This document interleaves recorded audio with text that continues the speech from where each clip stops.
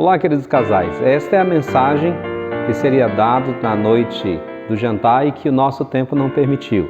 Então eu gravei para que todos possam ter a edificação da palavra de Deus. O texto que eu gostaria de meditar com vocês neste momento é Mateus capítulo 19. Diz assim: Vieram a ele alguns fariseus e o experimentavam, perguntando: É lícito ao marido repudiar sua mulher por qualquer motivo? Então respondeu ele: Não tendes lido que o Criador desde o princípio os fez homem e mulher, e que disse: Por esta causa deixará o homem pai e mãe, e se unirá à sua mulher, tornando-se os dois uma só carne? De modo que já não são mais dois, porém uma só carne. Portanto, o que Deus ajuntou, não o separe o homem. Replicaram-lhe: Por que mandou então Moisés dar carta de divórcio e repudiar? Respondeu-lhe Jesus: Por causa da dureza do vosso coração é que Moisés vos permitiu repudiar vossa mulher, entretanto não foi assim desde o princípio. Eu, porém, vos digo: quem repudiar sua mulher, não sendo por causa de relações sexuais ilícitas, e casar com outra, comete adultério, e o que casar com a repudiada, comete adultério. Disseram-lhe os discípulos: Se essa é a condição do homem relativamente à sua mulher, não convém casar. Jesus, porém, lhes respondeu: Nem todos são aptos para receber este conceito, mas apenas aquele a quem é dado. Porque há eunucos de nascença, há outros a quem os homens fizeram tais, e há outros a que a si mesmos se fizeram eunucos por causa do reino dos céus. Quem é apto para o admitir, admita. Esse texto ele é muito discutível por conta de muitos interpretarem de uma maneira diferente quando Jesus fala acerca do que é chamado cláusula de exceção. Eu tenho minha posição sobre esse texto, mas se você realmente quer saber, então eu lhe convido a ver esse outro vídeo onde eu faço uma extensa exposição da nossa posição sobre o divórcio. No entanto, o que esse texto nos diz claramente é que o plano de Deus é que o casamento seja indissolúvel. O Senhor Jesus, quando perguntado pelos fariseus, essa pergunta era uma pergunta que tinha o objetivo de pegar o Senhor Jesus em algum erro de sua resposta, é perguntado: é legal, é lícito, é de acordo com a lei que o homem se divorcie da sua mulher por qualquer motivo? Jesus Cristo então mostra o plano perfeito de Deus na criação. Deus criou o casamento, Deus criou o lar, Deus criou a união entre o homem e a mulher. E a sua vontade soberana, a sua vontade perfeita é que esse casal permaneça unido enquanto essa é a vontade de Deus através da vida deles. Quem junta o casal é Deus. E esse é um conceito que nós cristãos precisamos ter. O casamento é a vontade de Deus, e quando um homem e uma mulher se juntam no matrimônio, no santo matrimônio, eles estão completando, eles estão executando a vontade de Deus, e a vontade de Deus para a vida deles é que eles permaneçam casados. Aqui você que está me ouvindo, se você é casado uma única vez, se você se divorciou e agora você está recasado, o que você precisa entender é a vontade de Deus para a sua vida. A vontade de Deus para a sua vida é que você permaneça casado. Sim, esse é o plano de Deus. Então, nós precisamos assumir dentro do lar que nós estamos, que Deus quer que o nosso lar permaneça. Quando Ele nos uniu, a vontade dEle é que nós nos comprometamos com esse princípio desde a criação. O que Deus ajuntou, não separe o homem.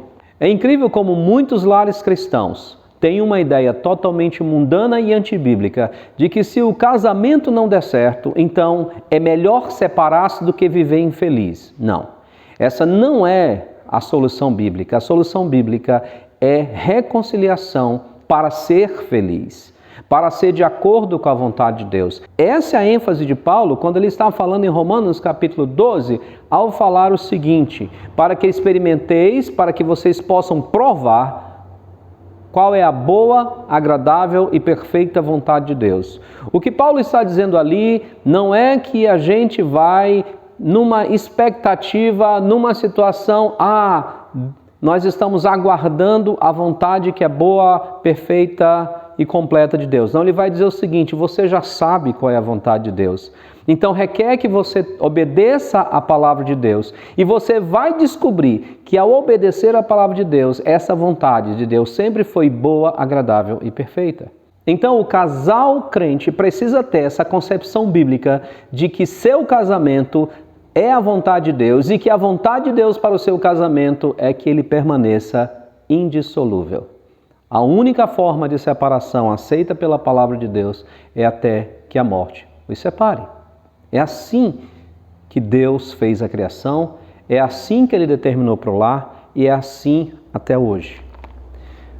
Ora, nesse mesmo texto, o Senhor Jesus Cristo explica que a separação, o divórcio, lá no tempo de Moisés, foi uma concessão dada por Deus, mas por conta da rebeldia do coração. Uma vez que nós somos regenerados em Cristo Jesus, estamos com o Espírito Santo em nossos corações, não há lugar para essa rebeldia. Pelo contrário, o Espírito Santo faz com que a nossa vida seja restaurada ao princípio do Éden, aquele princípio que Deus determinou, porque agora nós temos o Espírito de Deus que nos dá condições de cumprir a sua vontade.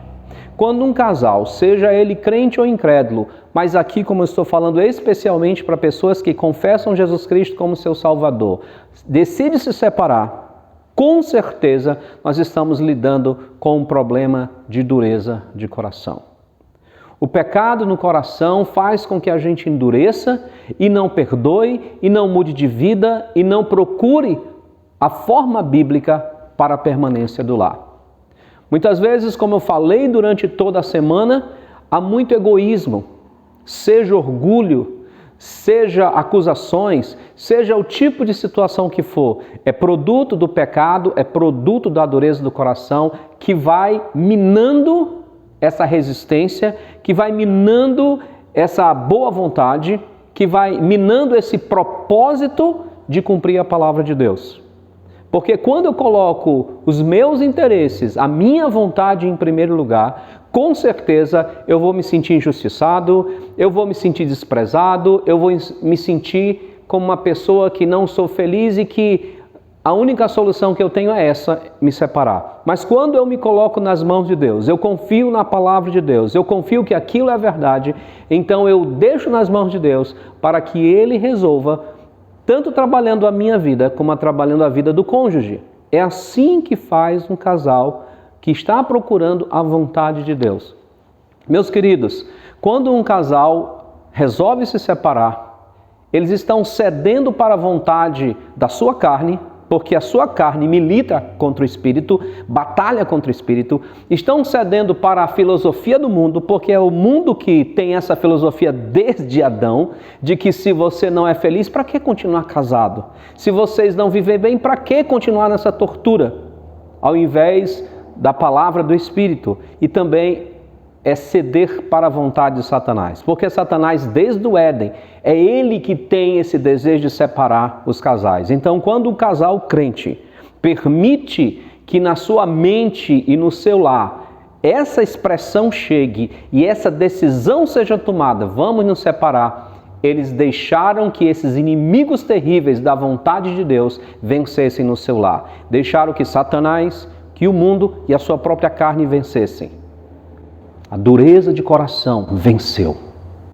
Mas quando o casal crente, apesar de todos os problemas e todas as dificuldades, se colocam sob a mão de Deus, se humilham sob a poderosa mão de Deus, Deus os exaltará. Porque Deus prometeu, no meio dos problemas, no meio das dificuldades, no meio daquelas tentações, prover livramento. Olha, não conheço ninguém que creu na palavra de Deus, se humilhou sobre a palavra de Deus e se prostrou diante de Deus com um coração sincero para pedir socorro e não tenha sido atendido. É muito interessante que eu tenho aconselhado muitos casais, eu fico surpreso como eles não utilizam as armas espirituais. Eles sempre estão querendo uma solução imediata, e isso é um problema dos nossos dias. As pessoas querem soluções imediatas, soluções mágicas, mas a vida cristã não é assim. A vida cristã é muita batalha, a vida cristã é humildade, a vida cristã é abrir mão de direitos, a vida cristã é se colocar na mão de Deus. Eu quero contar um exemplo que eu já em outras mensagens contei. Certa vez, um colega me procurou e disse: olha, eu estou com um problema, minha esposa me deixou e eu não sei o que fazer mais. Então, felizmente ela quis me deixar e eu não sei o que fazer. Eu fiz uma pergunta para ele: quanto tempo você já tirou para jejuar para que sua esposa se arrependa e volte para o lar? Ele olhou assim com uma cara estranha, como se eu tivesse dito uma coisa de outro mundo, totalmente inconcebível. Ele disse: eu nunca fiz isso, eu não tenho feito isso. Eu digo: então como você espera que Deus veja que de fato você está interessado e quer muito que sua esposa volte para o seu lar? Então muitas vezes nós dizemos uma coisa com os nossos lábios, mas a nossa atitude diante de Deus mostra outra coisa, mostra uma outra forma. Quando crentes em Cristo Jesus têm problemas, e casais têm problemas, a Bíblia está cheia de exemplos de casais maravilhosos, mas que tiveram problemas. Mas quando eles se submetem à mão de Deus, se submetem à vontade de Deus, à direção de Deus e se humilham diante de Deus e buscam a Deus fervorosamente, Deus lhes atende. O que mais eu tenho visto é o orgulho do coração, querendo que o outro mude, Deus mude o outro, e não se humilhando sobre a poderosa mão de Deus para que Deus lhe mude, a fim de que a partir de você, Deus faça um lar melhor. É incrível que os discípulos ficaram alarmados quando Jesus Cristo disse para eles qual seria a única situação em que o homem poderia se divorciar da mulher. Eles ficaram tão alarmados e disseram: bem, é melhor então não casar. E aí Jesus disse: olha, esse é um dom, esse é o dom do celibato que é dado para poucos. Deixando claro que essa é a ideia, digamos assim, esse é o propósito para a maioria das pessoas que Deus tem, porque vem lá do Éden. Ter um lar, ter um casamento e viverem para a glória de Deus. Esse é o propósito de Deus. Agora, tanto os solteiros quanto os casados precisam viver no Espírito de Deus. Os solteiros para conseguirem viver em santidade e servirem exclusivamente a Deus, viverem exclusivamente para Deus, e os casados para viverem em santidade e viverem exclusivamente para Deus como casal, servindo um ao outro, amando um ao outro, trabalhando juntos pelo reino de Deus. Por essa razão, todos nós precisamos admitir, crer e buscar e cumprir essa vontade de Deus. O casamento, o lar, é um projeto de Deus. O casamento é a vontade de Deus. E quando dois pecadores dizem sim para essa vontade de Deus, a vontade de Deus para eles é que eles permaneçam casados até que a morte os separe. Que o Senhor nos abençoe e eu espero que o seu lar seja firmado no propósito de cumprir sempre a palavra de Deus. Até a próxima semana de casais.